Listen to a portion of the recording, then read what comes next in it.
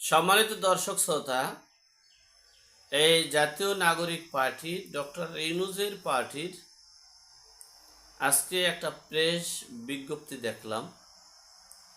সেখানে জামাত ইসলামকে ইঙ্গিত করে বলেছেন, এই যে স্লোগান, বিতর্কিত যে স্লোগানগুলো দিয়েছে, একটা একটা লিগ ধর ধৈর্য ধৈর্য জবাই কর, একটা একটা লিগ ধর ধৈর্য ধৈর্য না পারলে জেলে ভর, জেলে ভরলে ওখানেও আমরা মেরে ফেলতে পারবো, একটা একটা লিগ ধর ধৈর্য ধৈর্য জবাই কর।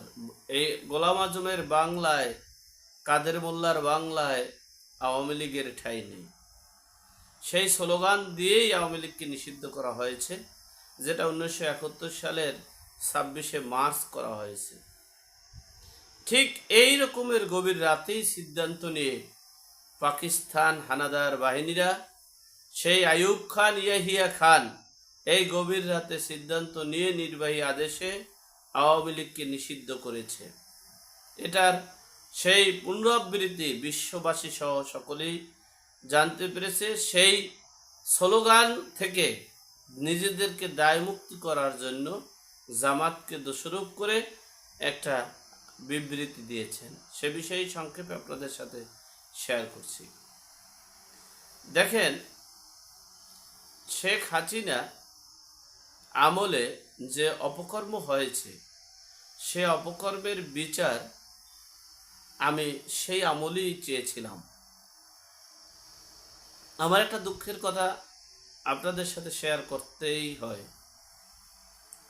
আমি বাংলাদেশের এমন কোনো রাজনীতিবিদ এবং উচ্চ পর্যায়ের যারা আওয়ামী লীগ, বিএনপি, জাতীয় পার্টির রাজনীতি করেছে, সেন্ট্রাল কেন্দ্রীয় পর্যায়ের নীতি নির্ধারক, তাদের সাথে আমার সুসম্পর্ক আছে। যদিও আমি এই বাংলার আপামর জনগণের কল্যাণে আমি একটা অরাজনৈতিক সংগঠন, দাতা সংস্থা, রক্তদান কর্মসূচি, ভিক্ষুক মুক্ত বাংলাদেশ, দেশের গণতন্ত্র ও যে দেশের জনগণের ভোট অধিকারের জন্য আমি একটা প্রকল্প করেছিলাম, জাতীয় নাগরিক উন্নয়ন প্রকল্প।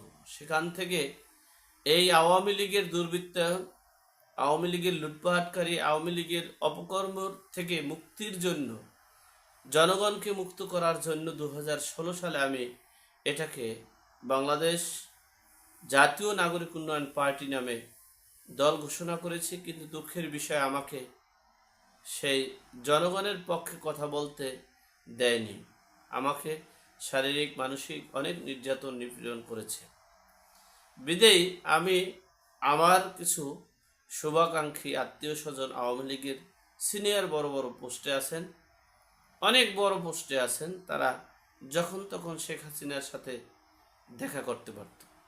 আমি তাদেরকে বললাম যে, ভাই, আমি কি অপরাধ, এতগুলো অপরাধ করেছি, সেই অপরাধগুলো শেখ হাসিনার কাছে বলে ক্ষমা চেয়ে আসবো, আমাকে একটু সাক্ষাতের ব্যবস্থা করে দেন। তারা আমার বয়সে অনেক ছোট, আত্মীয় স্বজনেও ছোট, কিন্তু শেখ হাসিনার, শেখ পরিবারের সাথে তাদের সুসম্পর্ক এবং তারা শেখ হাসিনার সাথে দেখা করতে পারে, প্রোগ্রামে পাশ পায়। আমি বলেছিলাম, তখন আমাকে মানুষের মাধ্যমে বলেছে, ও পাগল, আওয়ামী লীগের কোন পদে আছে, ও আওয়ামী লীগ শেখ হাসিনার সাথে দেখা করতে চায়, ও কি বাংলায় থাকতে চায় না থাকতে চায় না, এভাবে আমাকে বলেছে। কিন্তু দুঃখের বিষয়, তারা কিন্তু এই বাংলায় নেই, থাকতে পারে নাই, এখনো নেই। আমি অধম, আমি আছি, আমি জনগণের কল্যাণে আছি, জনগণের পক্ষে আছি। এখনো আবার সেই যারা এই বর্তমানে আছেন, ক্ষমতায় আছেন, হ্যাঁ, লুটপাট করতেছেন, যারা চেয়ার দখল করেছেন, তারা আবার আমাকে ফ্যাসিবাদীতেই, ফ্যাসিস্ট সরকারের দোসর হিসেবেই চিহ্নিত করতে চায়, চিহ্নিত করে। অসুবিধা নেই, আমি জনগণের পক্ষে, দেশের পক্ষে, দেশের কল্যাণে আছি। তবে এই জুন জুলাইয়ের আন্দোলনকে সমর্থন করা আমার জীবনের মনে হয় ভুল হয়েছিল। সেটা একটা কারণে, যে কারণটা এনসিপি এই নাগরিক পার্টি এই প্রেস বিজ্ঞপ্তির মাধ্যমে বলেছেন যে বিতর্কিত স্লোগান, বিতর্কিত চিন্তা ভাবনা, বিতর্কিত মস্তিষ্ক নিয়ে যারা আগাচ্ছে তারা এই জাতির কাছে ক্ষমা চেয়ে এরপর আমাদের সাথে আসতে হবে। ক্ষমা তো যখন তখন চাওয়া যায়, ক্ষমা চাইলে তো অসুবিধা নেই। যদি হত্যা করে, গুম করে, রাহাজানি করে, নির্বিচারে হত্যা করে যদি ক্ষমা চেয়ে, মুখে ক্ষমা চেয়ে যদি সংবাদ বা মিডিয়ায় ক্ষমা চেয়ে যদি মাপ পাওয়া যায়, তাহলে তো এ কর্ম প্রতি সেকেন্ডে সেকেন্ডে হবে।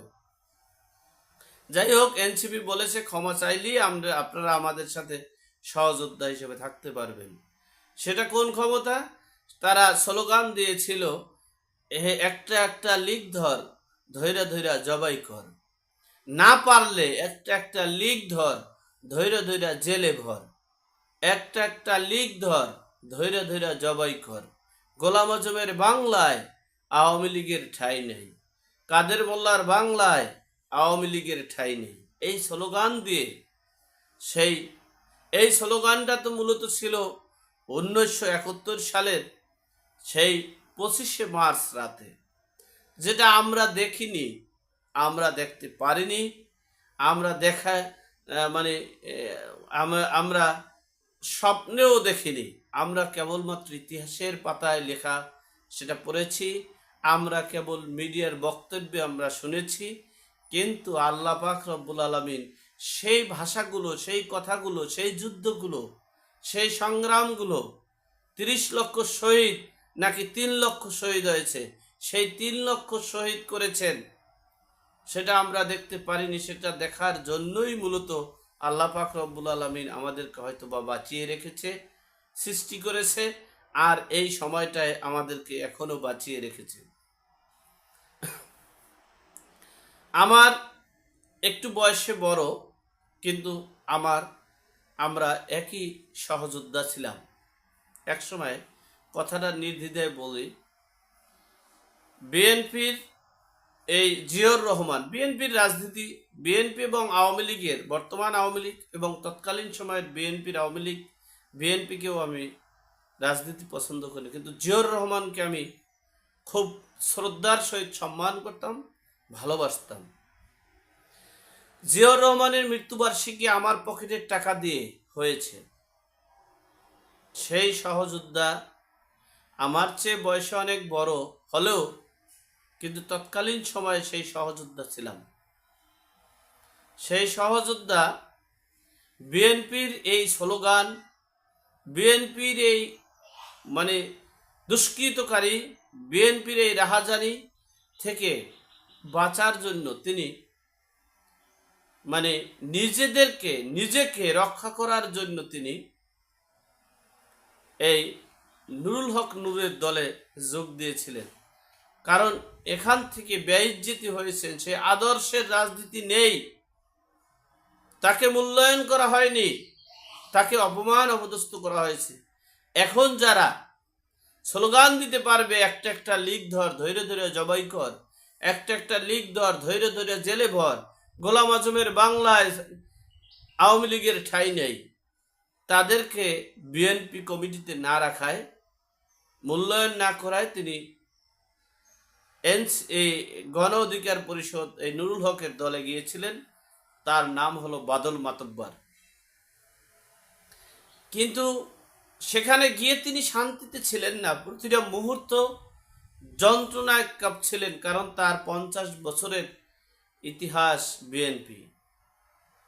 সেই বিএনপিকে সেখান থেকে হঠাৎ করে তিনি হার্ট অ্যাটাক করেন একটা এই রাজনীতির প্রেক্ষাপট নিয়ে, এবং সেখান থেকেই তিনি মারা যান।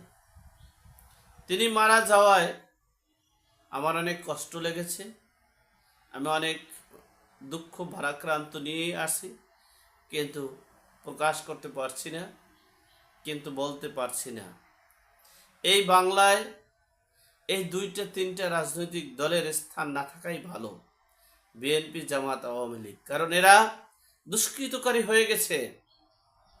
এদের রক্তে রন্ধ্রে রন্ধ্রে শুধু কি বলবো আর, যাই হোক, আল্লাহ আমাদের সকলের বিপদ আপদ বালা মুসিবত থেকে হেফাজত করুক। আল্লাহ আমাদের সকলকে সঠিক জ্ঞান দান কর, তৌফিক দান করুক। আমিন। আসসালামু আলাইকুম।